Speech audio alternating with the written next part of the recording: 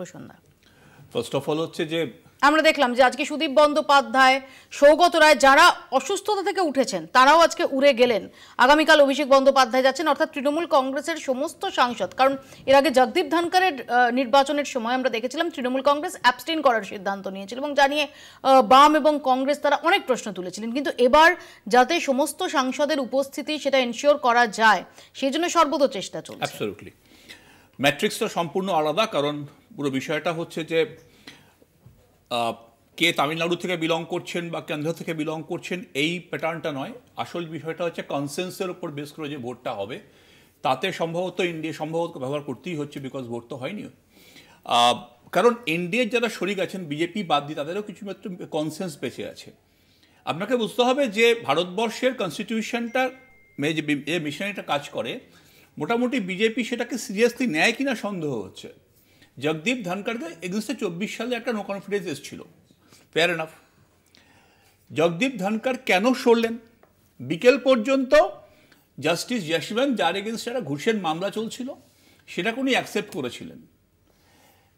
এই জিনিসটা অ্যালাইনমেন্টে আসেনি।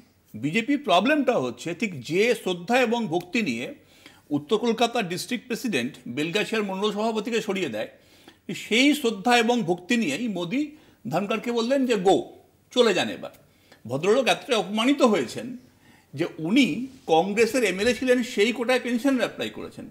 বিজেপির অন আ লাইটার নোট প্রসন্দা, এই 21শে জুলাই রাত 9:30টার পর থেকে জগদীপ ধনকরের অপমান নিয়ে আপনারা খুব কনসার্ন হয়ে পড়েছেন। জগদীপ ধনকর যখন এখানে ছিলেন তখন তার একদম কমন একটা কোট ছিল যে আমি অপমানিত হচ্ছি, যেটা নিয়ে তখন ব্যঙ্গ বিদ্রুপ করেছে।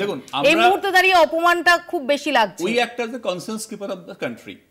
পয়েন্টটা হচ্ছে যে মুহূর্তে একটা পোস্ট, ওই পোস্টে যে পোস্টে থাকবেন আমরা সেই পোস্টটা নিয়ে ভাবিত। জগদীপ ধনকরকে বললাম তো বেলগাছিয়ার মন্ডল প্রেসিডেন্টের মতো করে সরানো হচ্ছে। সেখানে মনে হয় ভারতবর্ষের কনস্টিটিউশনকে শ্রদ্ধা করেন প্রত্যেকটা দল।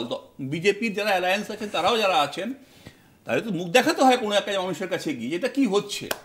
একজন টেন্টেড জাজ তার কেন ইমপিচমেন্ট হবে অ্যাকসেপ্ট করার সঙ্গে সঙ্গে মোদির গুসা হয়ে গেল।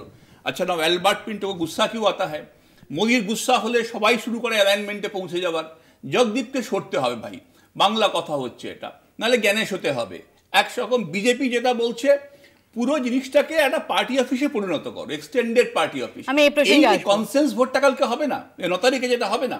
আপনি দেখবেন এই সব দক্ষিণ উত্তরের অঙ্ক নয়, এমপিরা তাদের বিবেকের টানে হয়তো এত ক্রস ভোটিং হবে যে সম্ভবত আনফর্চুনেটলি সিপি রাধাকৃষ্ণন একজন পলিটিক্যাল ব্যক্তি, আর আমরা চাই না জানেন তো যে এই ধরনের পোস্টগুলো আর পলিটিসাইজড হোক। এবার একটু অন্যরকম স্বাদ দরকার, এই ব্যক্তি দরকার মিস্টার সুদর্শন রেড্ডির মতো, যারা এই পলিটিক্স দুবার কোয়েম্বাটুরের এমপি থেকে একজন সুপ্রিম কোর্টে যায় অনেক বেশি